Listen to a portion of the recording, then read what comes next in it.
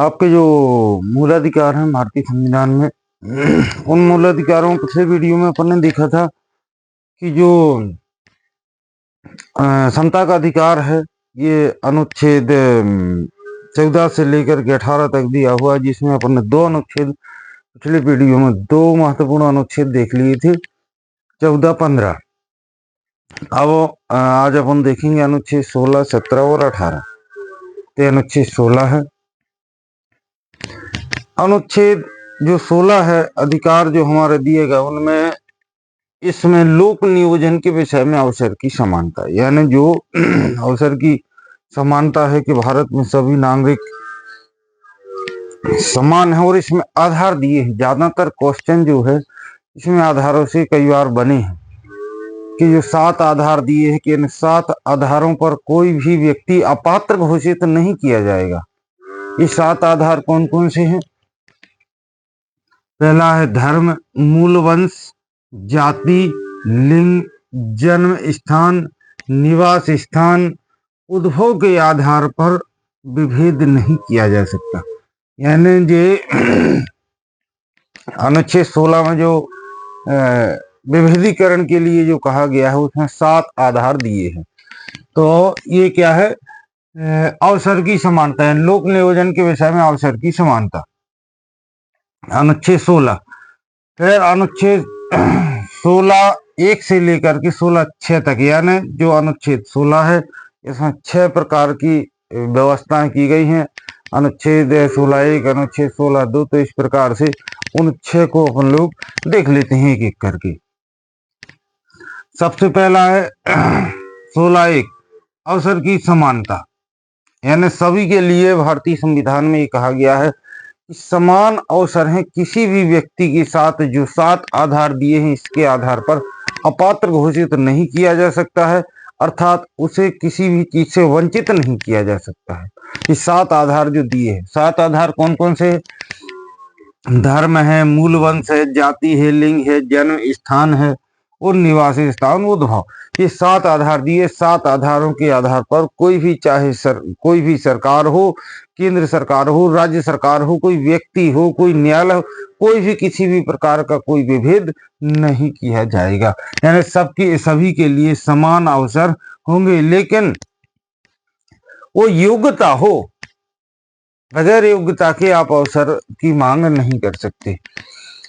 अब फिर अनुच्छेद 16(2) अपात्र नहीं दिए गए 7 अवसरों यानी आधारों पर, जो 7 आधार दिए गए हैं इन किसी को आधार नहीं बनाया जा सकता। यानी जो 7 आधार दिए गए हैं इन किसी को अपात्रता का आधार नहीं बनाया जा सकता। अनुच्छेद 16(3) निवास के आधार पर आरक्षण की व्यवस्था की जा सकती है। यानी अनुच्छेद 16(3) जो है ये यह व्यवस्था करता है कि निवास के आधार पर, यानी व्यक्ति जिस पर्टिकुलर एरिया में निवास कर रहा है उस निवास के आधार पर क्या किया जा सकता है? आरक्षण की व्यवस्था की जा सकती है स्थानीय नौकरियों में, लेकिन विधि बनाने का अधिकार केवल संसद को है।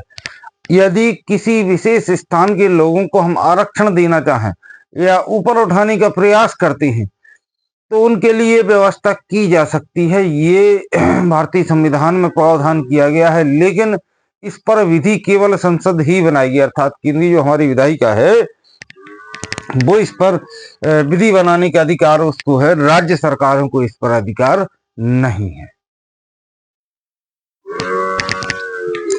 फिर है अनुच्छेद 16(4), इसमें SC ST यानी जो दिए गए हैं 3, SC ST OBC का यदि सरकारी नौकरियों में पर्याप्त प्रतिनिधित्व नहीं है तो आरक्षण का प्रावधान किया जा सकता है। यानी इसका मतलब हुआ कि अनुच्छेद 4 जो कहता है कि यदि SC ST और OBC का पर्याप्त प्रतिनिधित्व का मतलब है नौकरियों में पर्याप्त लोग नहीं हैं, यदि उनकी संख्या नगण्य की तरह मतलब बहुत कम है, अल्प है, तो उनके लिए आरक्षण के माध्यम से उस प्रतिनिधित्व को बढ़ाया जा सकता है और इसके लिए आरक्षण की व्यवस्था की जा सकती है। अनुच्छेद 16(4) पदोन्नति में आरक्षण। पदोन्नति यानी अर्थात प्रमोशन में आरक्षण की व्यवस्था, कि प्रमोशन जो है उसमें भी आरक्षण की व्यवस्था होगी। 50% ओबीसी से होंगे, 50% एससी से होंगे, 50% एसटी से होंगे। मतलब कहने का मतलब यह है कि आरक्षण के आधार पर प्रमोशन की व्यवस्था। अनुच्छेद 16(4)(a) जो है इसमें पदोन्नति में आरक्षण है। और इसमें अब देखिए 16(4) जो है दो भागों में बटा है, ए और बी। 16(4)(a) कहता है पदोन्नति में आरक्षण और अनुच्छेद 16(4)(b) कहता है बैकलॉग भर्ती का प्रावधान। हालांकि ये एसटी एसटी के लिए है केवल, जो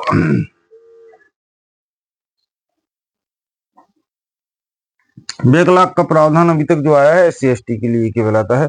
तो ये याद रखिए, अनुच्छेद 4(a) अनुच्छेद 4(b) में, यानी 4(a) में कहा गया पदोन्नति में आरक्षण और 4(b) में कहा गया है बैकलॉग भर्ती का प्रावधान है। ये दो महत्वपूर्ण चीजें इसमें निकल के आ रही हैं। और एससी एसटी ओबी सरकारी नौकरियों में पर्याप्त प्रतिनिधित्व का आरक्षण क्या कहता है, अनुच्छेद 16(4). ये इतने हो गए। इसके बाद देखते हैं, अब कह रहे हैं कितने रह गए, 4, 2 रह गए इसके, यानी टोटल 6 इसमें प्रोविजन किए गए हैं अनुच्छेद 16 में, 1 से लेकर के 6 तक अनुच्छेद। इसको आगे देख ले, ईडब्ल्यूएस का भी प्रावधान इसी में किया गया है। 16(6) जो है इसी में तो इसका प्रावधान किया गया है।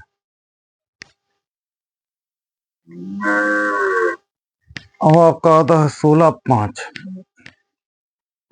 16(5) जो है किसी विशेष ट्रस्ट के लिए, अर्थात किसी मठ या कोई ऐसे ट्रस्ट के लिए जो जिसे शासकीय प्रावधान किया जाना है, किसी प्राधिकारी की नियुक्ति की बात आती है, तो ये व्यवस्था की गई है कि किसी विशेष ट्रस्ट के लिए एक विशेष प्राधिकारी की नियुक्ति वहां उस ट्रस्ट को चलाने के लिए, प्रबंधन करने के लिए किसी विशेष धर्म के हिसाब से की जा सकती है। ये अनुच्छेद जो है कि 16(5) कहता है किसी विशेष ट्रस्ट के लिए किसी विशेष प्राधिकारी धर्म विशेष की नियुक्ति की व्यवस्था की गई है। अनुच्छेद 16(6) ये आप लोग जानते ही हैं, 10%, यानी ईडब्ल्यूएस के लिए अनुच्छेद 16(6) क्या कहता है, ईडब्ल्यूएस में आरक्षण का प्रावधान। ये पिछली बार कम से कम 5 से 7 परीक्षाओं में ये आया था। ईडब्ल्यूएस का प्रावधान कहाँ पे है, तो ये है अनुच्छेद 16(6) में। इसको प्राविधानित किया गया है, जो भारतीय संविधान के मूल अधिकार है। मूल अधिकार में जो पहला जो समता का अधिकार है, समता के अधिकार में अनुच्छेद 16(6) में इसको प्राविधानित किया गया है, जिसमें कहा गया है ईडब्ल्यूएस में आरक्षण का प्रावधान किया गया है, जो कि 10% ही होगा। जो सामान्य वर्ग के लोग हैं, जनरल कैटेगरी के लोग हैं, लेकिन वो आर्थिक रूप से यदि कमजोर हैं तो उनके लिए ये व्यवस्था की गई है। अनुच्छेद 17 आती है, अनुच्छेद 17 यानी छुआछूत का अंत। भारतीय संविधान ये कहता है हमें जो मूल अधिकार दिए गए उनमें छुआछूत का अंत किया गया है, यानी आप किसी के साथ अनटचेबिलिटी जो है एवं इसे एक दंडनीय अपराध की श्रेणी में रखा गया है। एवं इसे यदि कोई व्यक्ति इस प्रकार का व्यवहार करता है, चाहे वो राज्य हो या कोई व्यक्ति हो, सबके लिए वो दंडनीय क्या होगा, अपराध है।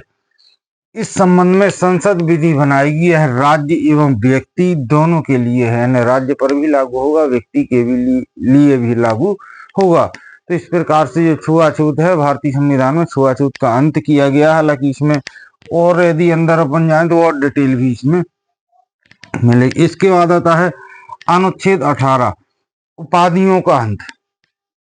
भारत में उपाधियों का अंत किया गया, केवल सेना और जो शिक्षा संबंधी सम्मान है, यानी राज्य सेना विद्या संबंधी जो सम्मान है, उनको छोड़ करके बाकी सारी उपाधियों का क्या हो गया है, अंत किया गया है। यदि कोई व्यक्ति विदेश में है और यदि कोई उपाधि को धारण करना चाहता है तो सबसे पहले भारतीय राष्ट्रपति से उसको अनुमति लेनी पड़ेगी, इसके बाद उस उपाधि को वो ले सकेगा।